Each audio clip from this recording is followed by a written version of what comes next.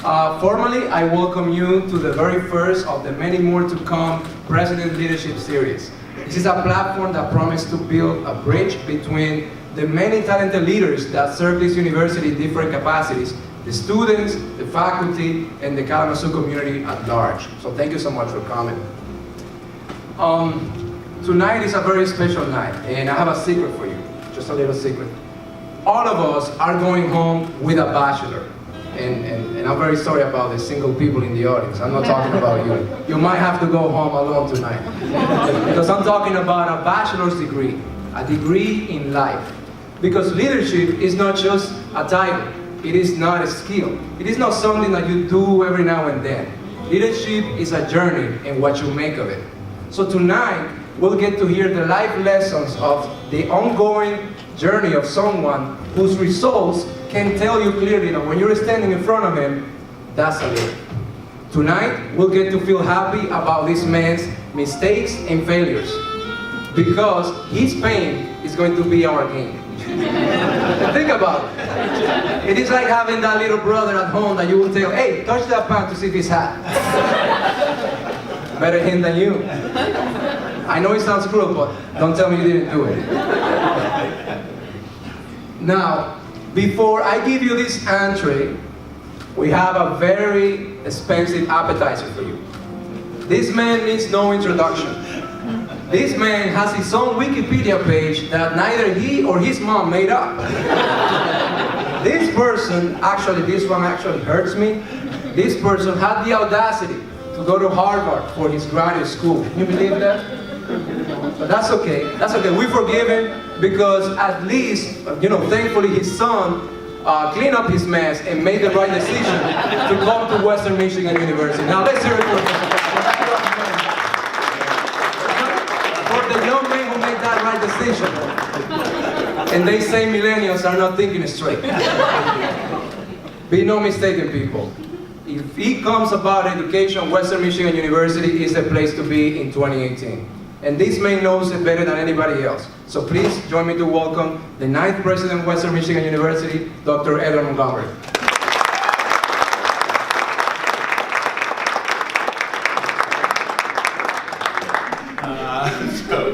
Good evening and welcome to this first installment of the President's Leadership Series. It really is a great privilege to be able to be one of the hosts, particularly since I didn't have to do any of the work, but those who did, the Graduate Student Association, the Western Student Association, WMU Signature, Spurs of the Masters of Business Administration program, of the Hedgeworth College of Business, and our Office of Community Outreach. They're the ones who are responsible for putting this event together, to doing the outreach, for bringing people here today. And a special thanks to Mari and Ivana Lahara for helping us bring this event to fruition.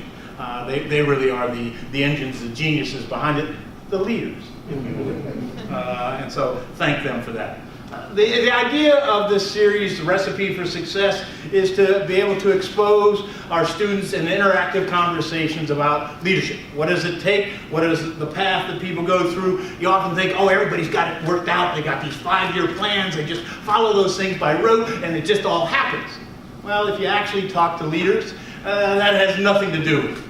Most of us make up 5-year plans, tear them up, throw them away, and just sort of follow our instincts. And Ken is a great example of a guy who went to Western. He went to Cooley Law School, didn't practice law at all, but went and started becoming a serial entrepreneur. A guy who has started a whole series of businesses. I think it started in radio, and now you'll see him in Millennium Restaurant Group that he runs as well. So he's had a whole range of different organizations that he's overseen, from radio stations to restaurants to banks to being part of Southwest Michigan First, a whole set of different kinds of organizations.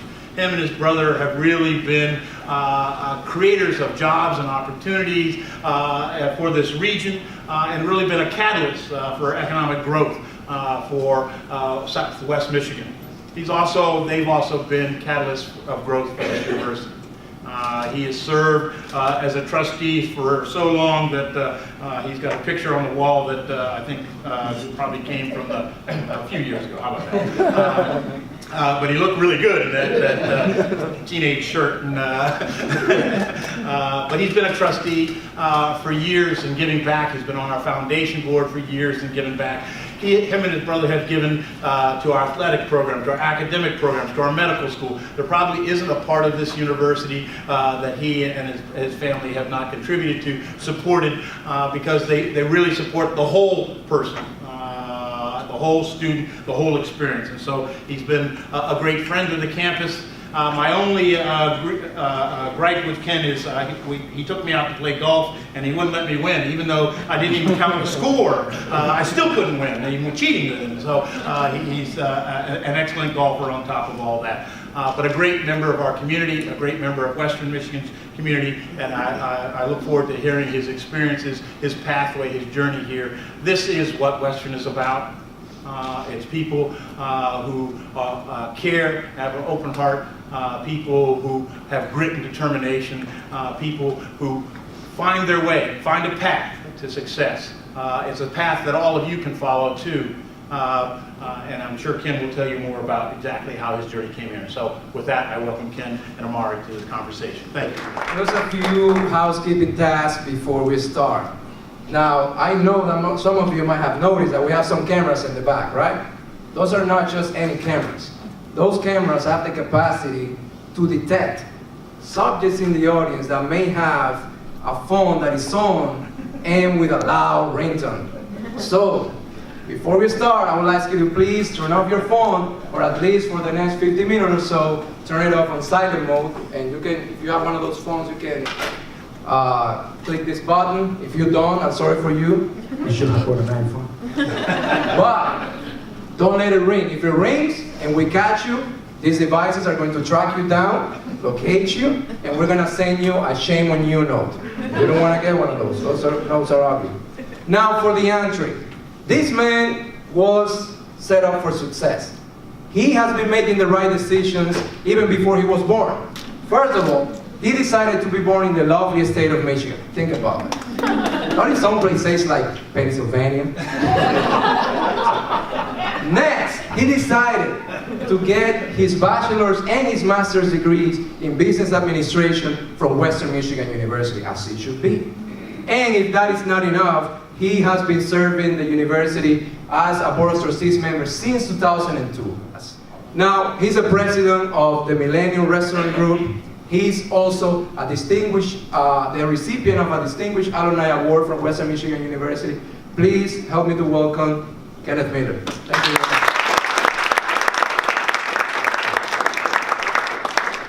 So the way we're doing this, many of you submitted questions, and thank you for that. We have compiled these questions, but of course we're going to have some time at the end. So in case that, some questions based on what he said today, something that comes up to your mind, try to write it down, and we're going to get to them. So why don't we start with, just light questions at first, and please take notes. This is going to be gold for you. So, Trustee Miller, why don't you give me your bank account and routing number? This is only for research purposes. I guess you can tell me later. Right? Now, one question that came up in many of the submissions was to talk a little bit about your journey to get to here. And as far as you can remember, how was it for you? If you can summarize it in 2 or 3 minutes, your life story, how would you summarize it? Well, Mom was too old anymore to do it in 2 or 3 minutes, but I will try. So, I basically was a very, can everybody hear me okay? Was frankly a very ordinary person from a very ordinary family, in a very ordinary town, Albion, and somewhat lost when I was in high school. I had a brother that went out east to college. My sister had been up here. I actually hung around with about 8 different guys, and none of whom were going to go to college, and I wasn't sure. In fact, in my senior year, I could not get either the school advisor or the high school principal to write me a letter of recommendation. They thought that perhaps I should go trade. And I had this may have been an ordinary individual, but I had a very extraordinary determination that I could be something other than what I was showing people. Okay? Well, I don't know if it was a maturity issue or whatever, but that being said, my sister encouraged me to come up here to Western, and I did.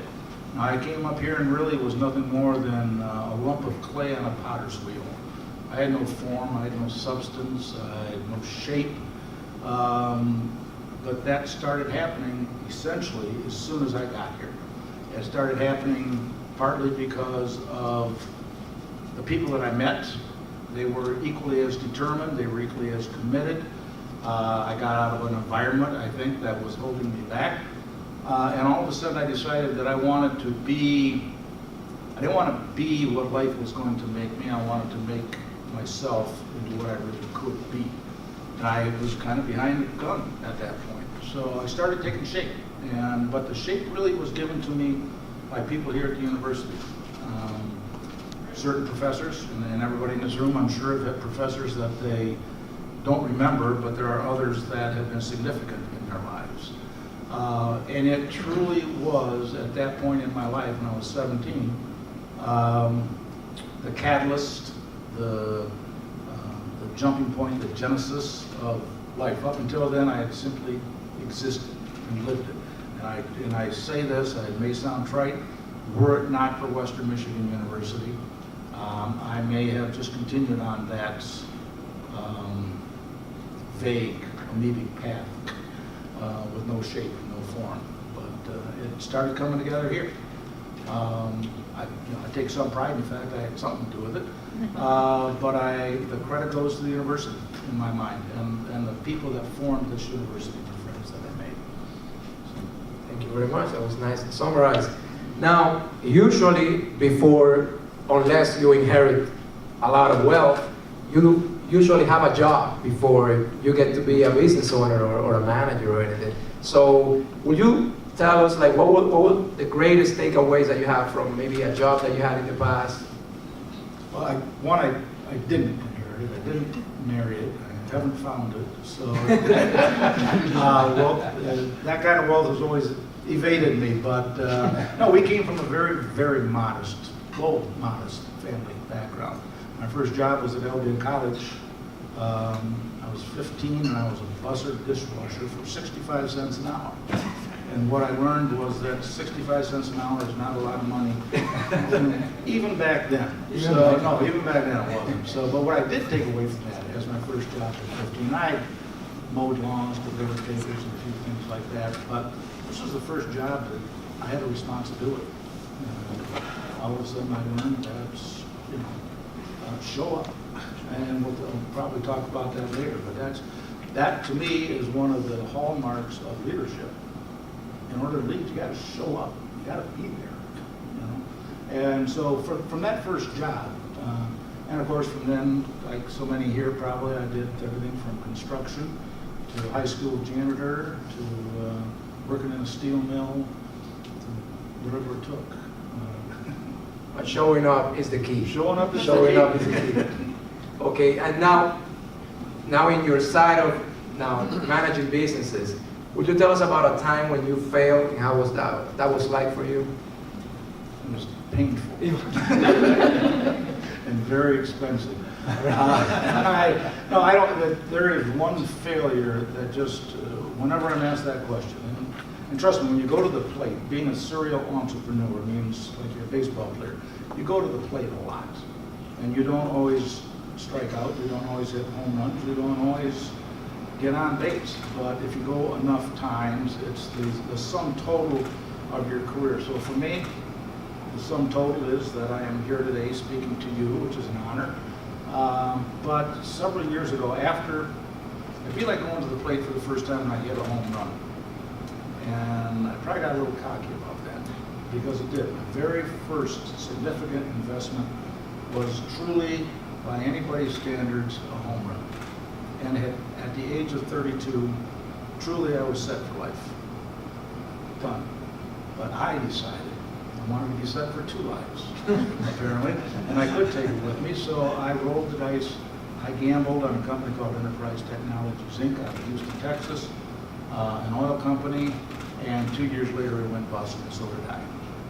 I was right back to square one. In fact, I was a little bit beyond back to square one, struggling to just get my head back above sea level. And so that failure, and I think it was based as much as anything, I could tell you that I think I did the necessary due diligence, but I also think that my hubris told me that whatever was wrong with the deal, I could fix it. And I didn't, and I couldn't. And it was a disaster on many fronts. So, but it was a life lesson on many, many fronts. One of the things that I had been taught earlier, and this one really drove it home, was that success is not permanent and failure is not fatal. So the success that I had just achieved 2 years before evaporated, disappeared. But the failure, I could have made it fatal. I thought, you know, here I am in my early 30s. What am I going to do? So after an appropriate amount of time of mourning and blaming others, I tied my shoes, put my pants on, and got back in the game again. So.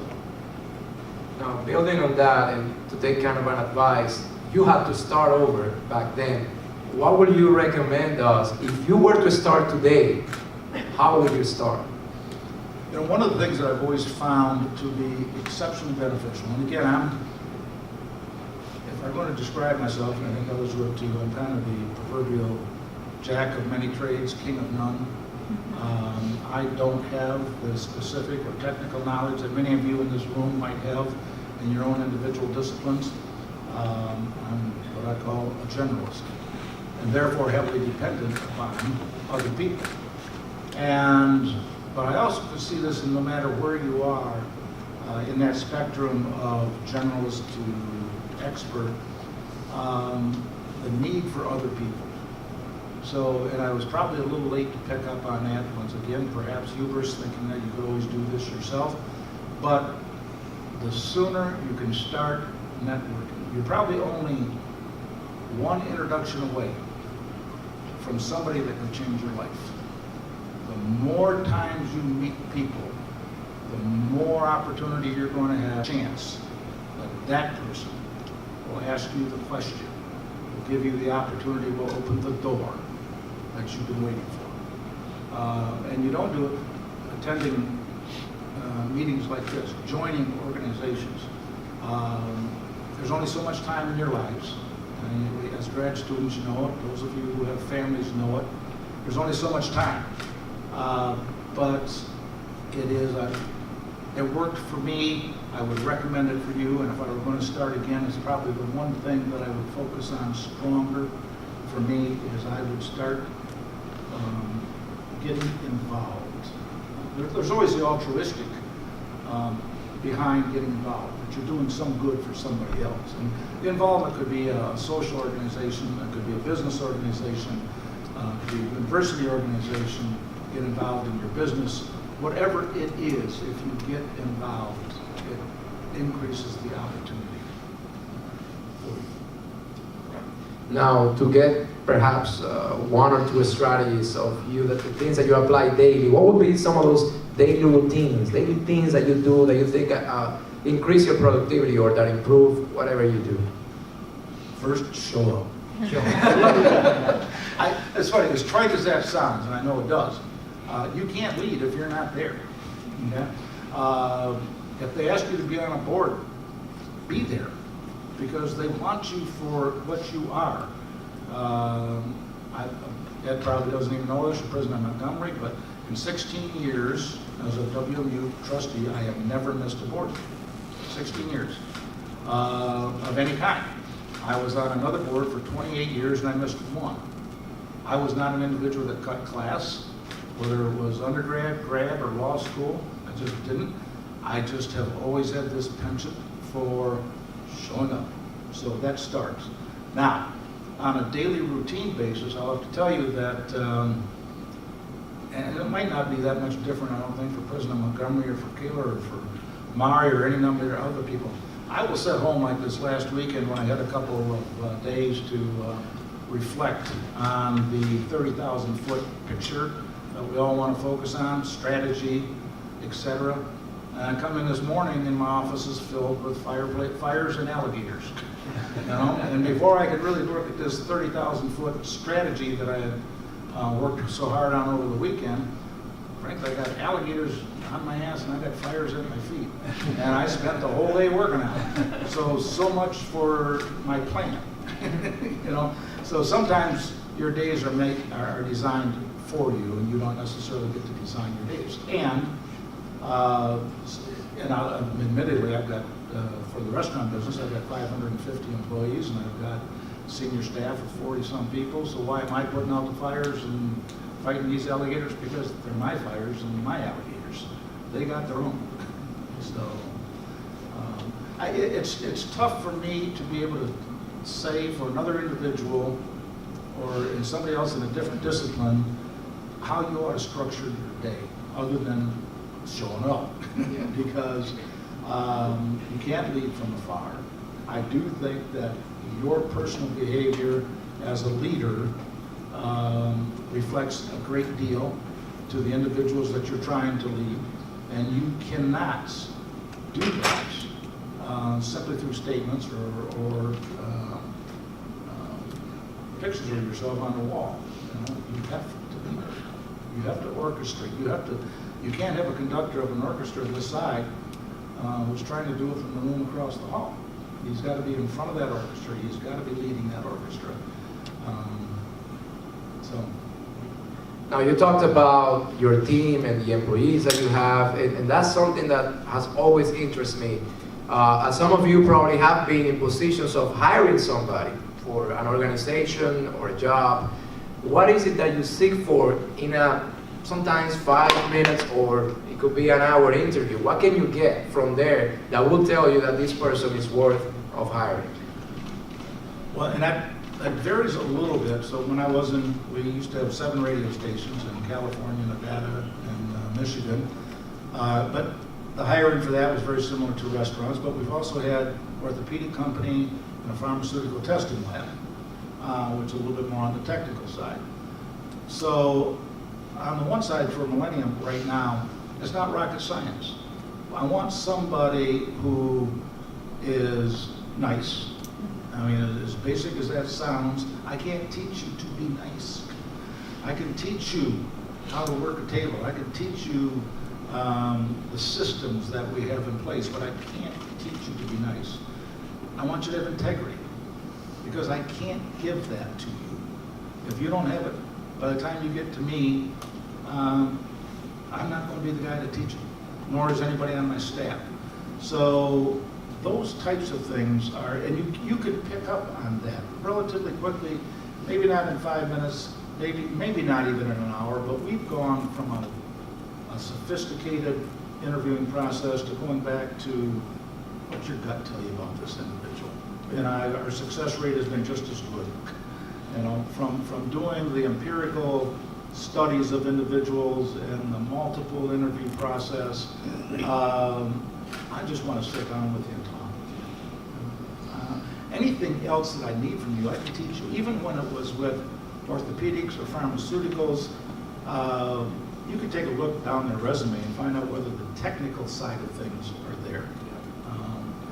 And then from there, you still need those other qualities. You're creating part of a society. If it's just me, I am the society, and I don't worry about it. As soon as it's you and me, now we've just doubled our relationships. Bring in a third person, we now have 6 relationships going. You to him, him to me to you.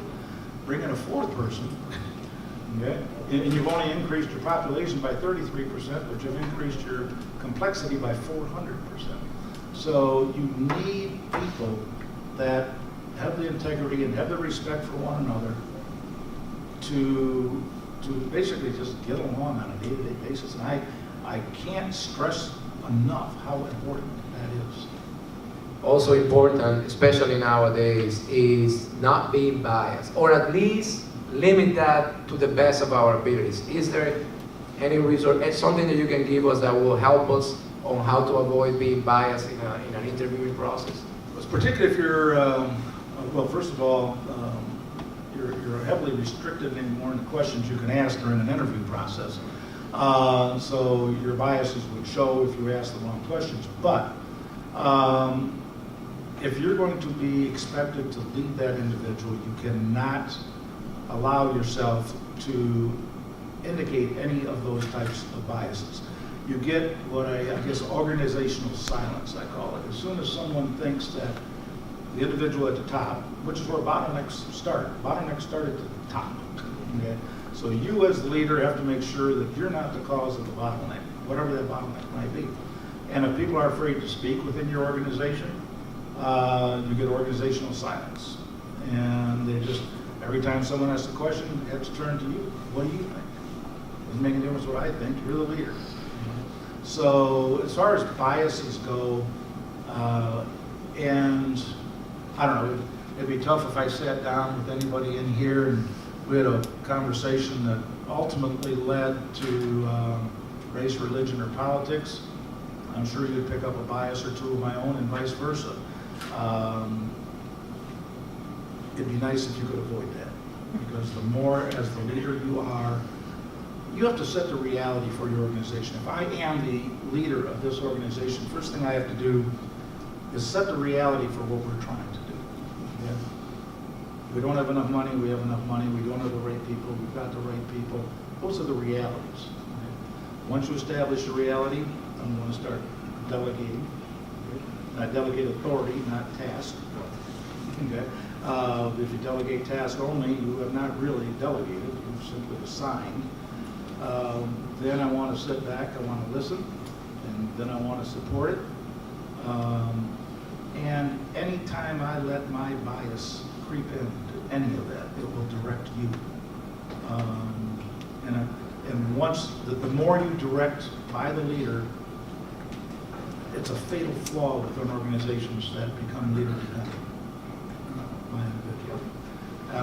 If money depended upon me to exist anymore, there was a time it did. You know, when we had 1 or 2 restaurants when we started.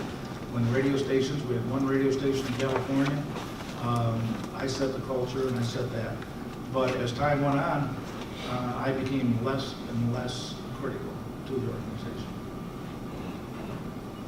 Now, talking about the characteristics of your employees and all that, I don't know if any of them is here right now. Does anybody here work for me? Well, they don't. No. I don't know if you are ever concerned about what they think of you, but if you were to think about that, how do you think they would describe you? Somebody else like, hey, you know, I'm thinking about working there. How is it like? How is it like working for him? What do you think they would say? I would like to think I'm being objective, and after this amount of time and self-aware enough, there are probably 2 things that I hope they say, and I think they would, is that 1, I have a positivity about me, maybe bordering on Pollyanna, I don't know, but I like to think it's just pure positivity, and I do believe that. And the other thing is accessible. I have 2 offices. I have 2 doors into my office, and they're both always open at all times. It's just a mandate. And I am as accessible to, I frankly did have a young gentleman who was a dishwasher for me come in today and wanted to ask me a legal question, of all things. So I sat down and talked with him for a while. You know, so I think those 2 things, and I hope that is how they feel, because I believe that the positivity side of things, facts are facts. If you look at them and you say they're negative, I look at them and I say they're positive, it doesn't change the facts. So I'd rather just go forward with a positive aspect to it. I don't fear my own mortality, but you know it's always hanging out there. I've got a use-by date stamped on me. I know that, but I also would like to think that there are several years left. What I would like to see for this company, I'm a firm believer, there's a saying, and we use this a lot with the restaurants as we did with the radio stations, and it's kind of been a creed for my life. Plant a tree under whose shade you'll never set. Meaning, the benefit that I've received from Western was created by somebody. It wasn't me. And I would like to think that I have planted trees under whose shade I will never benefit from, but somebody will. Because most of my life I have benefited from that shade created by somebody else. And I'm hoping that the individuals coming up behind me, and they've already been selected, understand that that just wasn't a speech, and it wasn't just a saying, that I believe it, and I think they do. But that to me is the critical component of our culture. But in the restaurant business in particular, you have an opportunity to be able to help a lot of people. Simply by nature of the product, food. You know, yes, you can do it with jobs.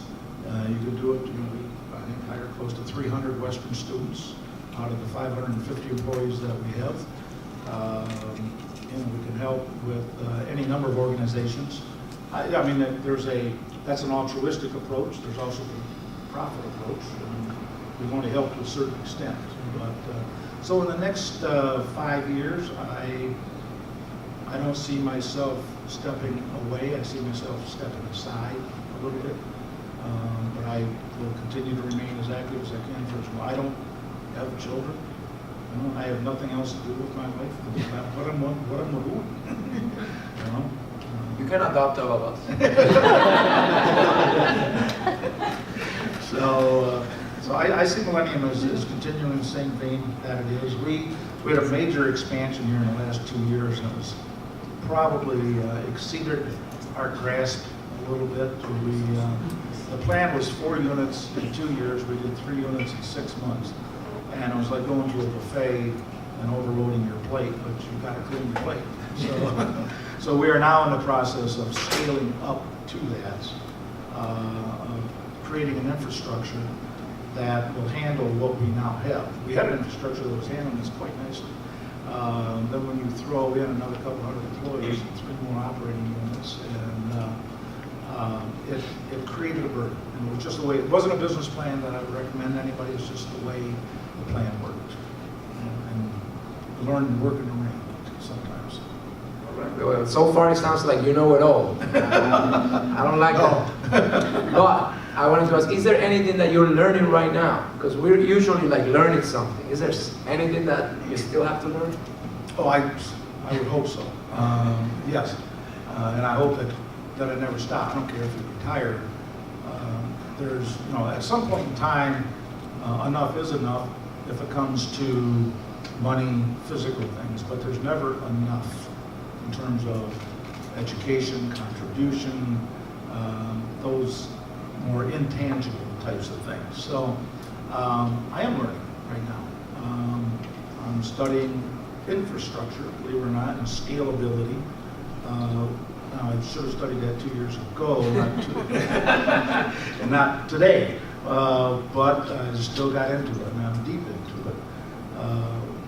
And so we're doing things like that because I think it's important for me to still stay involved. If I'm going to lead, and I know that those involved in my company have invested themselves into this infrastructure scalability study, I've got to get in there with them. Well, it sounds like you still have those good old habits of waiting until the deadline to start doing your homework. That's all right, we feel it. We understand that. Now, we have some questions here from the audience that were like late notice. And one of them is that, how do you keep yourself motivated, especially during hard times? That's a real good question. It's an excellent question, in fact, because I think you have to take a look back at other people that you respect. Doing things when you only feel like it is easy. Doing things that you have to do when you don't feel like it. Now that's a sign of good leadership. That's a sign of a professional athlete. You think that some of these guys, and I don't care whether it's Tom Brady in football or the King in basketball, whoever it might be, they don't really feel like playing every day that they play, but they do. And those are the ones that you know. Those are the ones that you read about and hear about. So a lot of it is simply self-respect. For one, you have made a commitment to somebody. Fill it. Okay? You don't have the option of not living up to that commitment in my mind. You've committed to be on a board, be on the board. You've committed to people to be at a certain function, be there. And you've committed to employees that you will be there, rain or shine. Good news, it sounds like marriage. You know, the citizen and health and all that. Do it, because that's what you expect them to do. And and I mean, again, that may sound very unsophisticated, but when you get up in the morning and you know you're going to be facing a tough day for whatever reason, and you don't feel good about it, you just have to realize you don't have options. And it makes it easier. Okay. Well, that sounds to me like a lot of work. And speaking of which, usually it has been my experience. Like when I hear stories about someone who makes it big, they all talk about, I worked a lot, I work hard. So is success only for the workaholics, or somebody who can make a balance in life can still succeed? It's not just for the workaholics, no. I think balance is critical. You know, all things in moderation, including moderation. Meaning an occasional excess is good. You know, and I don't care whether that's a spending spree, a vacation spree, whatever it might be. You know, I think the balance comes in the moderation of your life between family and career and social and whatever else it might be. But occasionally, let yourself go. You know, go on a vacation you don't think you deserve, buy something you don't think you need, stretch yourself in your business career a little bit, but just allow yourself to come back to some level, again, of moderation. It doesn't take workaholics. Now, I'm not a proponent to believe that you can have it all. Okay. I don't believe that. I don't think you can be anything you want to be, and I don't believe you can have it all. I always wanted to be a singer. I can't sing. You know, I've got opportunity. I own the Union downtown. Great stage, great performance venue. What good's it doing me? I can't do anything about it. So if I had an opportunity and the talent, that's really what I do with my life. But if it's just opportunity, then that's a whole different thing. But my father taught me. He said, "Look, you know, they say you can grow up to be president. Not necessarily. You can grow up to be anything you want to be. Not necessarily. It takes a fundamental raw talent in what you want to do. I don't care how hard I tried. I am not going to be Tiger Woods and golf. Okay? I can have all the desire and all the opportunity I want. It's not going to happen. If you can be President Montgomery, it's all right. Next best thing. So I would caution people and kids to say, you know, you're a smart young man, a smart young woman, you can be anything you want to be. No, I don't think so. And nor can you have it all. Because between career and family, spouse, children, whatever it might be, every time you make a decision, you are sacrificing something. Okay? If you're working for me and I say, Amara, I need you to cover this event tonight, you say, that's my son's 5th birthday. Okay? You've just made a decision and you just made a compromise. And I would say, that's fine, you need to be there. I'm going to go ask him. You know, and all of a sudden, maybe I'm starting to ask him more than I'm asking you. So, and that's not a bad thing. Just the people, I think I want people to avoid the disappointment of thinking they can be anything they want and they can have it all. If you go into it approached with a level of moderation, you can have most of it. All right? And if you focus on your strengths, not your weaknesses, you can be all that you currently are. Okay? But what you are is an amalgam of your strengths. Don't focus on your weaknesses. You know? Forget them. Find out what they are and forget them. You know? Like singing. Trust me, I am not going to focus on being a singer, no matter how bad I want to be that way. I've been asked, in fact, not to focus on singing. But I got other strengths, and so why would I waste time on something that I know I can't do? Now, I have a few last questions that I'm going to ask you. Make whatever you want of them, but just give me a quick answer. All right? You ready? Ready. All right. Donkeys or horses? Horses.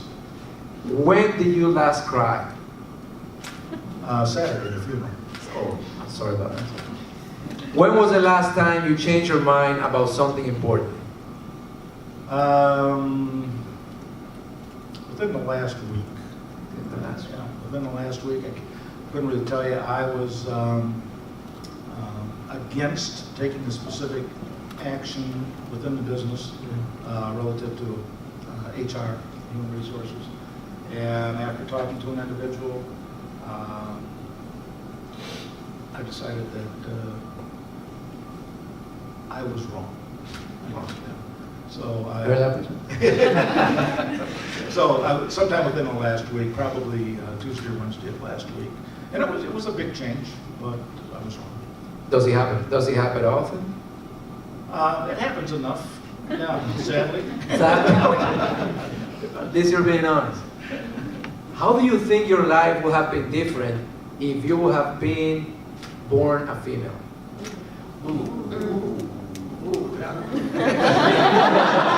I know I said do it quickly, but take your time on this one. It was a minefield, so if I said, oh, it'd be easier. I don't know. Why? I'm trying to think, because I like to think that I am empathetic, sympathetic, and in tune to women and females so that I could understand, and yet for me to actually put myself in their place on a day-to-day basis, I don't think I could. So I'm not so sure I could, in fairness, answer that question unless you let me come back and I come up with a very secure answer.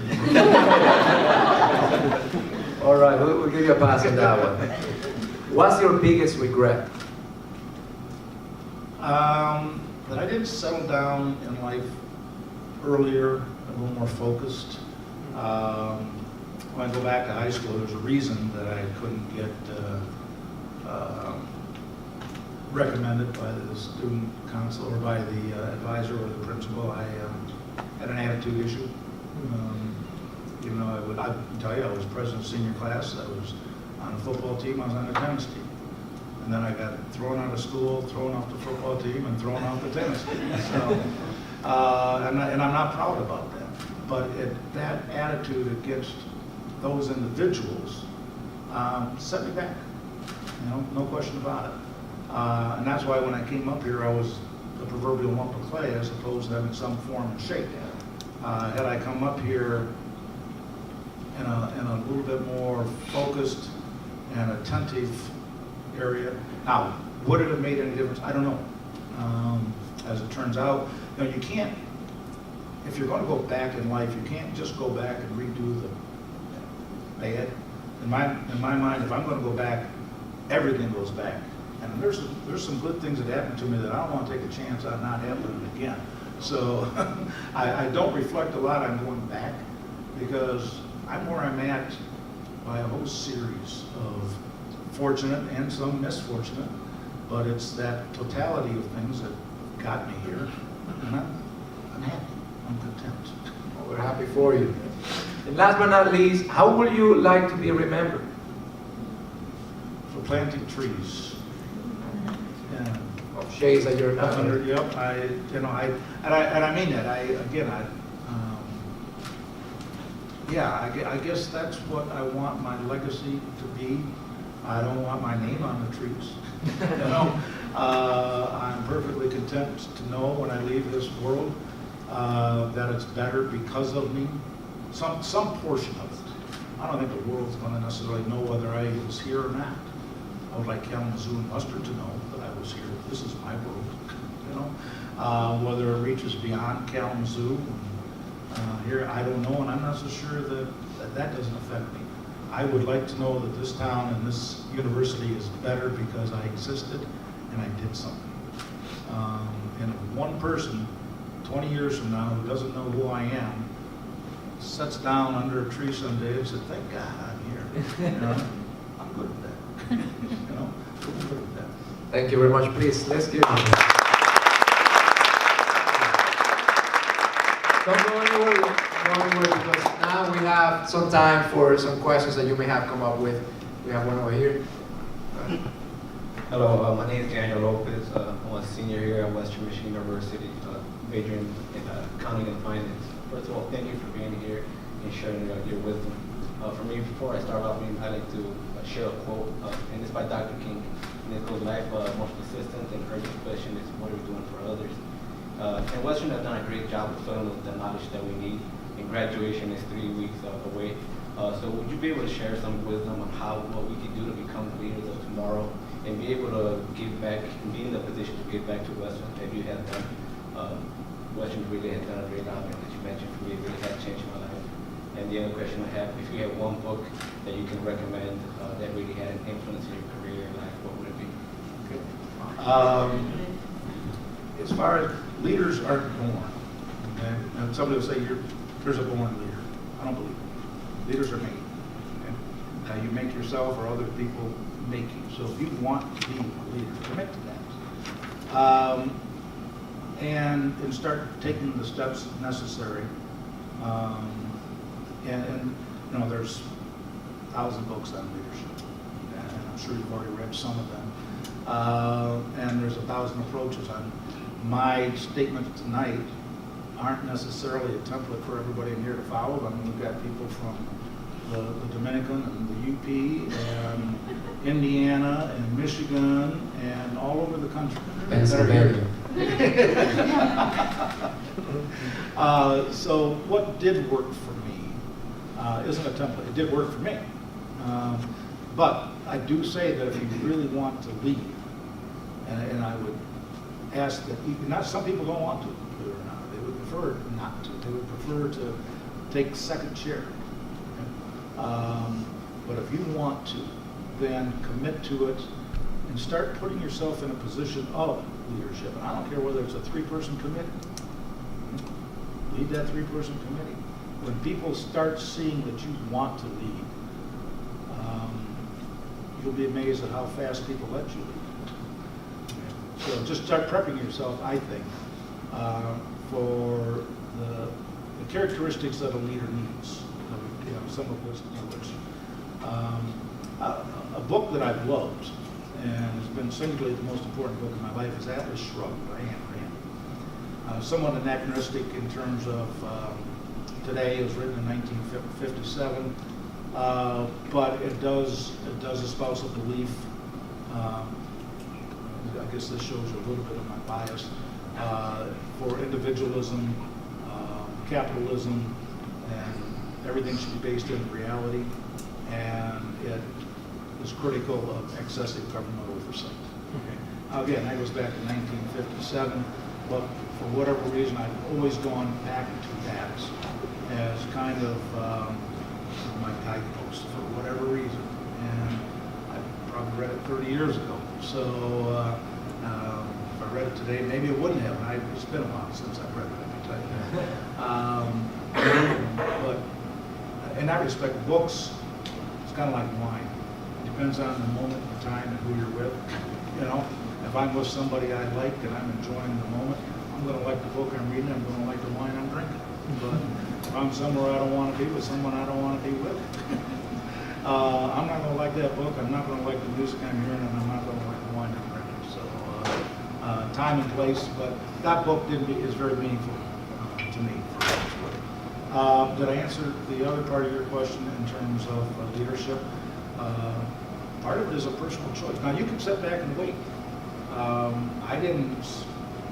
don't think I had the self-confidence after grad school or law school to look at myself as a leader. And that's tough to do when you're 25, I think. Hopefully, many of you, or not most of you in here, are graduate students. So you know that you can achieve, and you know that you've already had some element of leadership. I'm sure exposure.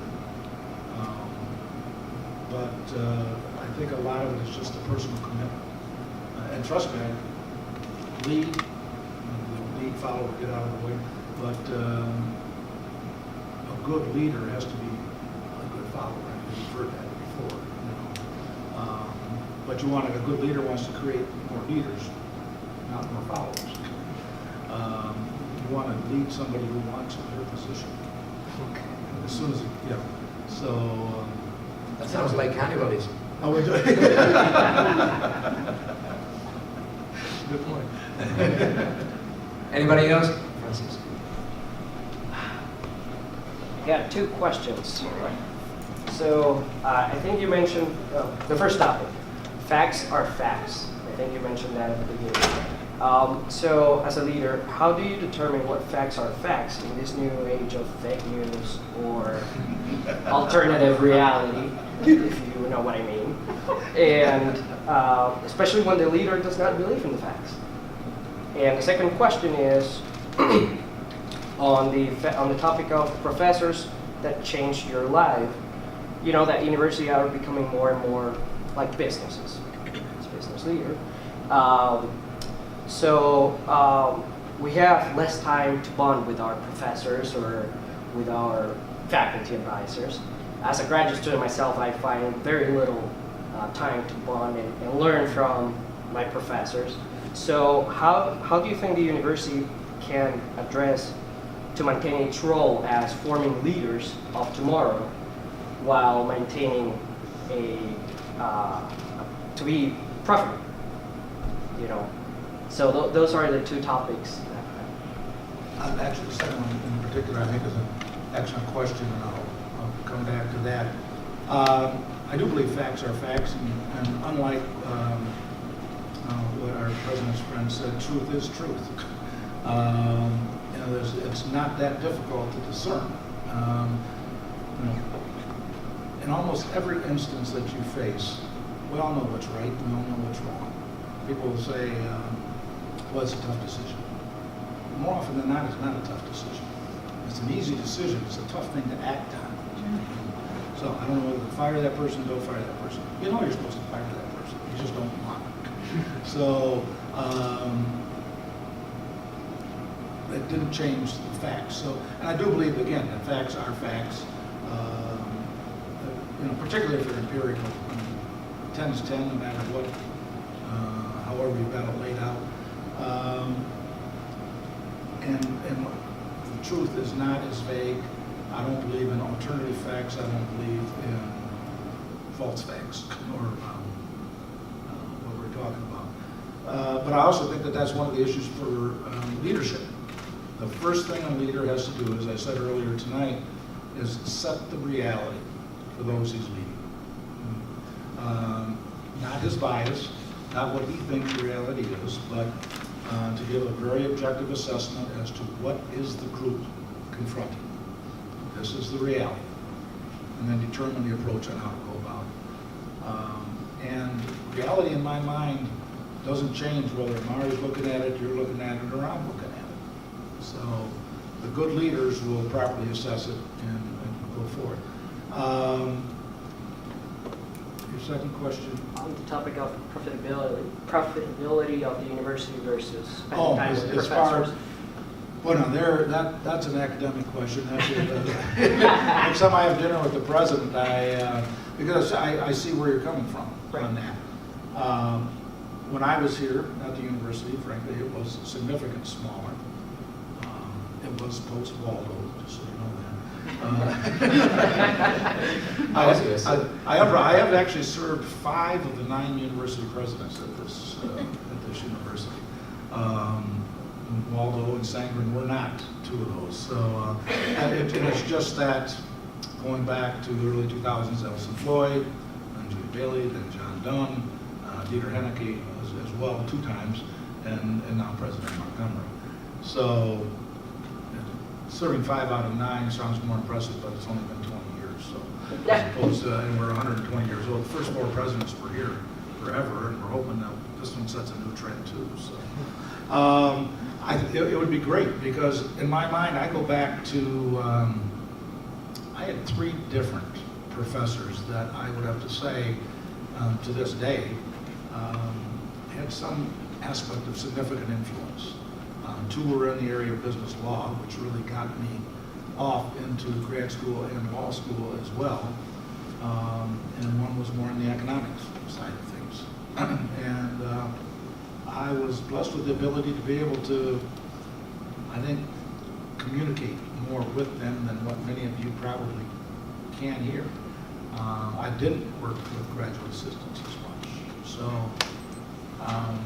it would be nice if, and this isn't going to be an answer, this is going to be more of a question, it would be nice if we could create some type of mechanism. Nobody needs one more committee, nobody needs one more thing to do, not on the professor side, not on the student side, but that obviously becomes a two-way street because some students want that, and some professors want to give that, but I think you'd have to find some way to mesh that together. I think we can do a better job of it, no question, and I think it would be a strength of this university to be able to do it. Thank you, thank you. I think, where is Ivana? We have 1 more minute for one quick question. Everybody has somebody? This is the last one, thank you. Hi, my name is Danny, and I'm a senior in the College of Business and Human Resources, so I'll be graduating in spring. My question for you is, any advice on internships after you graduate or looking for that next job? I think internships are phenomenal, paid or unpaid. You're going to like the paid ones better, I know. But the exposure and the experience. Once again, comment I think that I made earlier about, you're one introduction away from somebody who's going to alter your life. That's how you meet those individuals. That's how you get that exposure. And some internships I know are far meatier than others. Others are pretty basic, but you're still there in the environment, and hopefully you're assimilating something that you gain. So the internship programs that exist, both through the university, through Southwest Michigan First, an organization here in town, I would strongly encourage you to take a look at that. When I got out of law school, I took 1 more year. And this was after, this will be my 9th year. I took 1 more year off to become a law clerk because I thought that the exposure to both the law and the system would pay off. Even though I wasn't even going to practice law, I still thought it would be good. So 1 more year of education, and I was so far in the hole at that point, I guess it wasn't making a difference. Now you know where to go. Now, let's hear it for them again.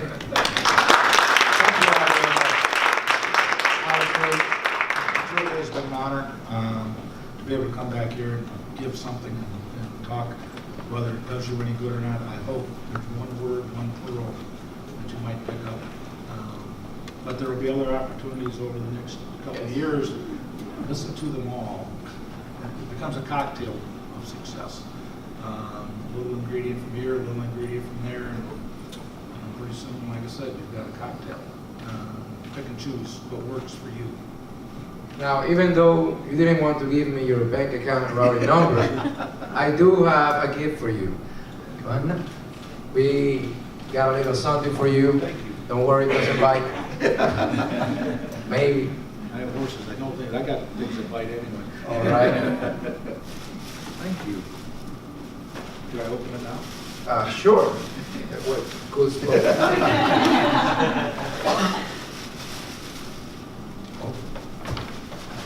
It's fancy. You got me something that's nice? Yes. Ooh, beautiful. Thank you very much. Paperweight. I'm not going to take that out. Engraved.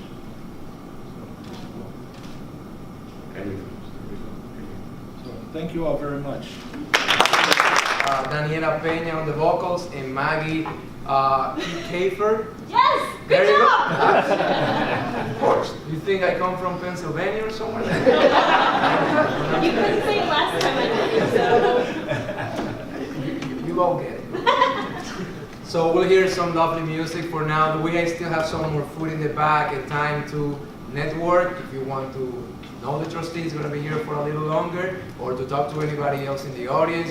This video is going to be broadcast. It's going to be on YouTube. Hopefully you'll get to see it, and we'll have another show on next semester. Thank you very much for coming tonight.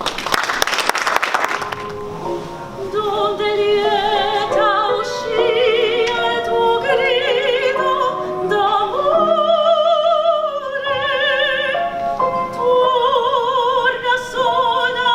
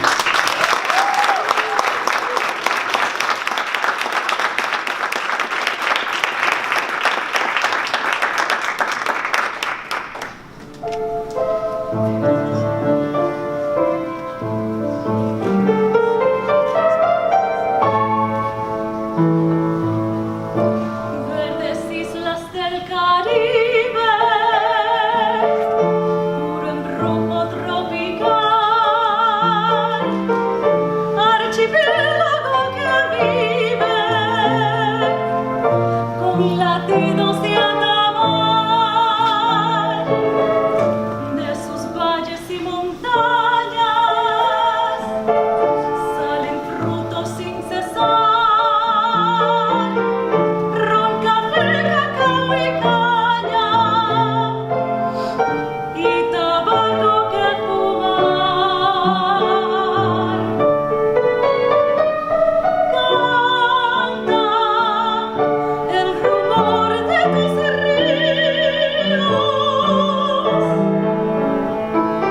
canta con ternura su mar, tierra de amores bravíos.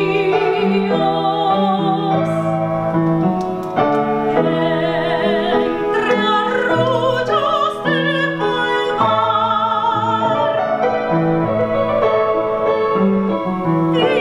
islas que son paraísos, ollas del Caribe mar.